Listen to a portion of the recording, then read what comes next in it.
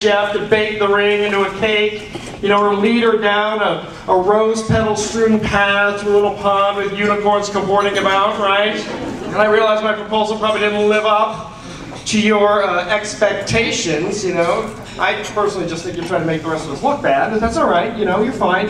Because frankly, all that's kind of cliched, isn't it? I mean, everybody does the big proposal, don't they?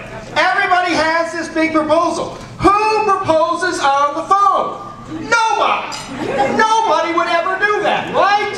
Huh? It's unique. That's right. It's also the best decision I ever made. Let me tell you why. Let me give you a little background here. My wife was living in Cincinnati. She's going to school down there. I was up here in Toledo, and we were talking on the phone one night, obviously. And we're having one of those long conversations, those kind of long conversations you can only have when you're dating and you're far apart from each other and you're all heartbroken that you can't be together, and you can talk for like 4 hours about anything, about like how blue the sky was today. Wasn't the sky so blue? That's like 3 hours of conversation. You know, it's one of those. Now if she wants to talk to me more than 5 minutes, I'm like, okay, can you wrap this up here? You're like, okay, yeah, aliens came down, abducted you, took you to the mothership, gave you the cure for cancer. Okay, thanks. I'm up to the window now. I got to make my order. I got to get my Big Mac. Thank you. But we were having one of these big long conversations, and she was telling me about this wedding she had been to, and going on about this, and got us talking about, well, if we got married, what would our wedding be like? And so we started talking about this, and we started talking about everything that we would do. And we talked about what kind of dresses she'd get, who would be in the wedding, and who we'd have performing, and what kind of tuxedo, what kind of ceremony we have, where we'd get married, who would do the photography. I mean, we planned this thing down to the absolute T. And I remember saying to her, well, geez, we've done everything but the asking. And there's this big, that wasn't the proposal. Give me a little more credit than that, thank you. There's this big pause, you know, this big long pregnant pause, and I'm like, there will never be a better time to ask her to marry me than this. Because all the planning is done. I mean, it's finished. I don't have to do anything. I don't have to go to all these dress shops. I don't have to check things out. I make a couple of phone calls. Everything is done. This is going to be fantastic. All I got to do is maybe go taste some cake at a couple of bakeries, and I can do that. I like cake. That I don't mind. Let me ask you, big proposal guy, what were you doing every weekend for the 6 to 8 months leading up to your wedding?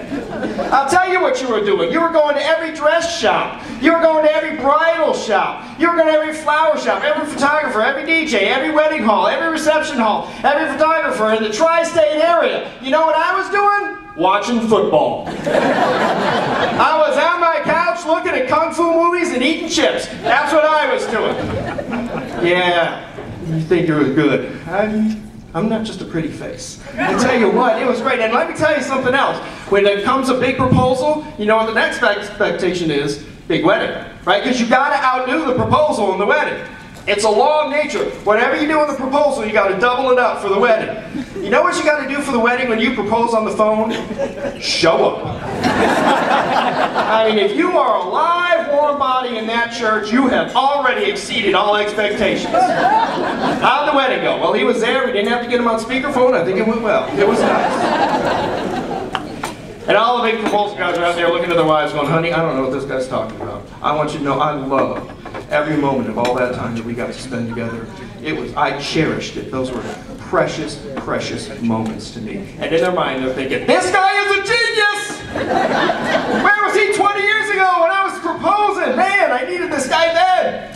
Because you know, and you know every spare moment of your time is taken up. It's not just your weekends. Every time you sit down and think you're going to get a breather, what happens? She's on top of you with 518 bridal catalogs. She's got to plop down to your lap going, okay, I need you to look through these bridal catalogs because I like the dresses in this one, but I didn't like the shoes in this one, but I like the shoes in this one, but I didn't go with the dresses. And if we go with these bridesmaid dresses, then I have to get new bridesmaids because it's not going to work for these bridesmaids, so I really like the dresses, so I do want to keep the bridesmaids and get new dresses.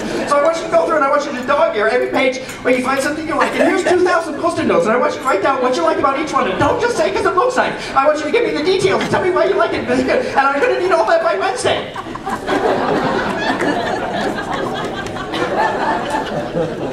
And you need a hand truck to move this pile of magazines around your apartment, and you start digging in, and 5 minutes in, your eyes are already glazed over, and you just start dog-earing pages at random. You're not even paying attention. It still takes you 2.5 days. She comes over to check your work to see how you've done.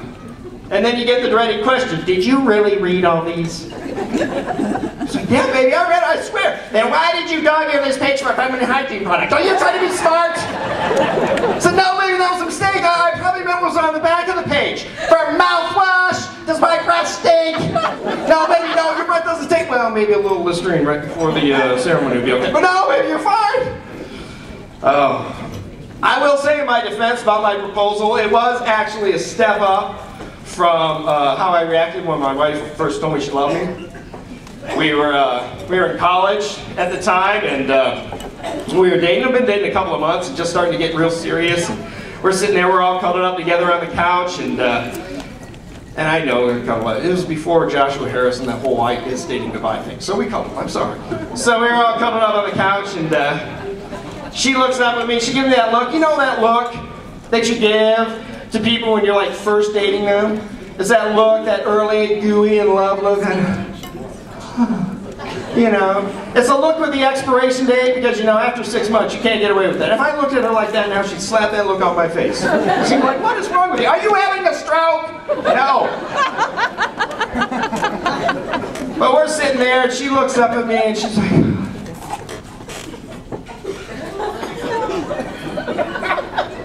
I think I'm falling in love with you. And I looked down at her and now, if I had been on top of my game like I was when I proposed, what I would have done is I'd looked down and maybe gently taken her face into my hands and maybe caressed her hair and looked deep into her deep blue, beautiful eyes, and I would have said something like, my love, my heart is also being lost to yours. For you walk in beauty like the night of cloudless climes and starry skies, and all that's best and fair and bright meet in your aspect, in your eyes. That's what I should have said. Instead, what I said was, oh, that's nice.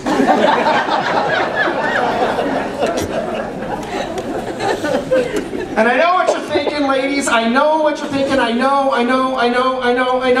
But sorry, I am taken.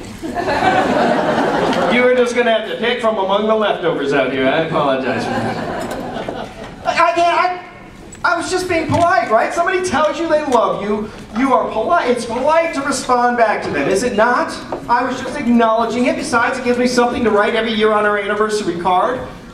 Thank you for 13 years of marriage. It's still nice that you love me. I mean, that's like poetry. That's wonderful. I happen to think there's a crisis of politeness in this country, and I, was just doing my best to stem that tide. We need a little more politeness in this country. We could use a little more politeness. You know who's a polite people? The English. The English are very polite. You cannot put an Englishman in a situation where he will not be polite. I went to school for about a semester over in England when I was in college, and had this experience one day. It was a true story. I was on this subway coming back from someplace. It was very late. Nobody. I get off the thing, there was nobody in this subway station. There's not a single person out there.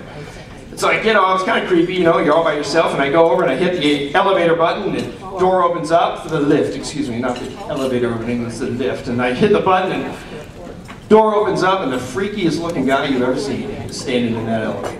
He's a big tall guy, dressed head to toe in black, got a big trench coat on. It's not too freaky, but he's back in the corner of the elevator. He's like as far back in the corner of that elevator as you can get, and he's got a look on his face. He's got a look on his face like somebody just dragged his dog 12 miles behind a pickup truck over a broken highway, and I was holding the entrails. I mean, he was just looking like that, and he's kind of going like this, and he was skulking is what he was. It was actual skulking. I had never seen it before. It was an amazing thing, but he's back there, he's skulking away back in the corner. And I'm a little nervous about getting on the elevator with a skulker, because it's usually not a good idea, right? But then I think, wait a minute, this is England. It's London. It's one of the safest cities in the world. Other than, the soccer hooligans and the occasional terrorist bombing, it was fine. I mean, to tell you what England was like, the first week we were over there, they had a stabbing on the subway, and they had shut down the entire subway line. in order to reenact this stabbing. And they like got all the regular people from the subway line and gathered them in there and reenacted this stabbing to figure out what happened. Can you imagine if they did that in New York City every time there was a stabbing on the subway?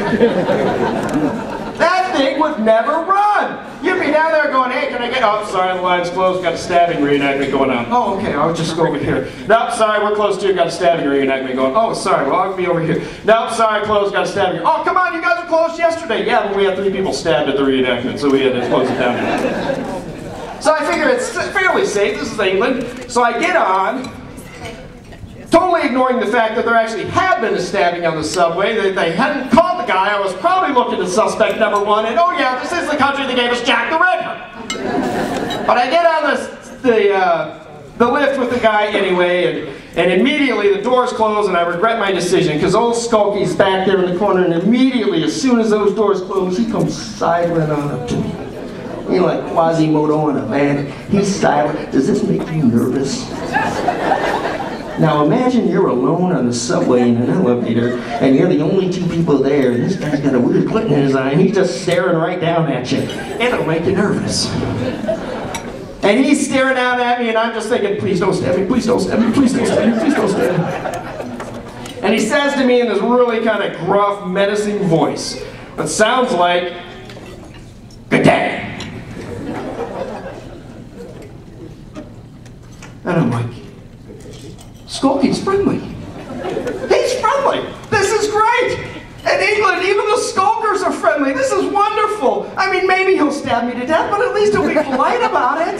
Right? He'll be like, oh, I'm sorry. Did I get the kidney there? Pardon me. It's going for the liver. Let's try again, shall we? Now we'll go for the kidney. Did I get it? Oh, yes. I can tell by your brain's expression. Spot on. Lovely. Right? So I figured that one, it'll be all right. So I'm figuring, all right, he's friendly, he's nice, he's kind, and I'm so happy he's probably not going to stab me to death. I'm like, hey, buddy, good to see ya. Which may have been a little much. I mean, we're still in the acquaintanceship of the relationship, because Skulky kind of gives me this weird look. I mean, weirder than the one he was wearing. I kind of look of like shock, and then surprise, and then confusion, and then frustration, and then anger. And I knew this look. I saw it a lot when I was asking girls out in high school. And he just kind of gives me that look, and he skulks on back into the corner of the elevator. And I'm like, well, that went okay. I'm just going to do the old elevator stare, look at the numbers, not talk to anybody, and you know, we'll get up to the next thing, I'll get off, we'll be fine, and just kind of catch up on my prayer life while I'm standing over here. And the door, we get up to the next stop, door opens, and an English couple comes in. I know they're English because the guy's shorter than the girl. I don't know what it is about England. All the guys are shorter than the girls. They got like this law, you can't be taller than the shortest royal or something, I don't know. But I know they're English because the guy's shorter than the girl, and also because we're in England, and that was kind of a tip-off too. So they come in, and we're all friendly. Hey, how you doing? How you doing? How you doing? And Skulky, he's all excited now. Skulky's back in the corner, and he's been skulking up a storm the whole time anyway. Guy's really working it. He's working it hard. And so he's all excited because he's got new people to try his act out on, his greeting out on. So they get in, and sure enough, immediately the door's shut. Skulky comes sidling on over, and he looks down at them and he gives them his greeting. Only this time, I hear what he actually said, not what I thought he said. And what he actually said was not, good day. What he actually said was, you're dead. I commenced to freaking out.